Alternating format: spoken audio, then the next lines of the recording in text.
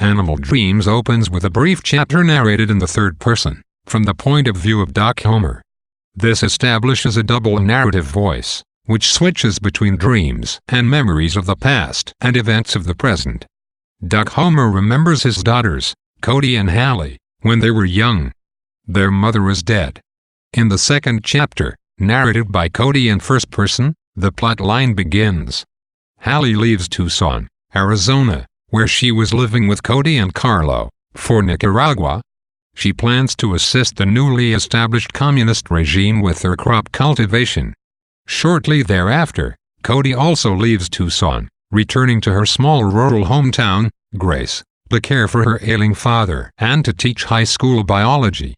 The return to Grace is fraught with difficulty for Cody, as she has always felt herself an outsider in the town and has never had a very close relationship with her father.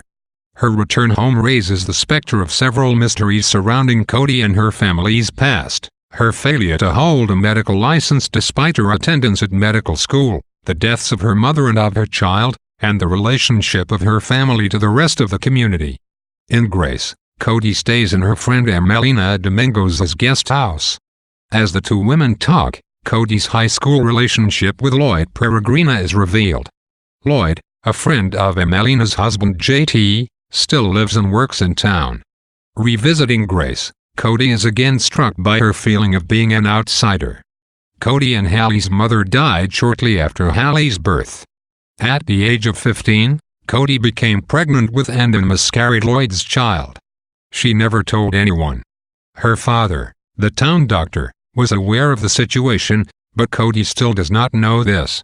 Cody and Lloyd meet again and begin a new relationship. Lloyd, a Native American who grew up on the nearby reservation, is ready to establish a serious and committed relationship, but Cody is not ready to imagine herself as staying in one place or loving only one person. Lloyd accepts her ambivalence. They continue to see each other, and he teaches her about Native American cultures. Meanwhile, the town of Grace faces a terrible threat to its very existence. The local Black Mountain mine has been dumping sulfuric acid and other chemicals into the water supply for years. This water is necessary for the irrigation of the pecan and fruit trees that are integral to the community's survival. While the men of town notified the Environmental Protection Agency of the problem, the only solution the EPA requires, that the river be dammed above the town, is almost worse than the problem. The older women of the town, who meet weekly at the Stitch and Bitch Club, take their own initiative. They make piñatas, decorated with the feathers of local peacocks and accompanied by a note detailing Grace's problem, which they sell in Tucson. Because Emelina's mother-in-law Viola is one of the main organizers of the Stitch and Bitch Club, and because Cody's education is of great help to their cause, Cody joins with the women. She involves her classes as well.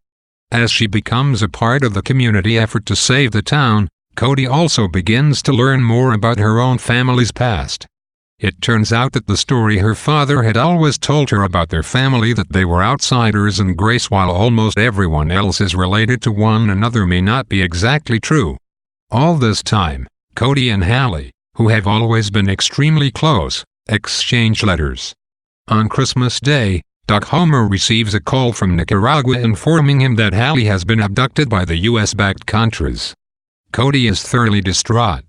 She spends the next few months between deep depression and frenzied attempts to find Hallie.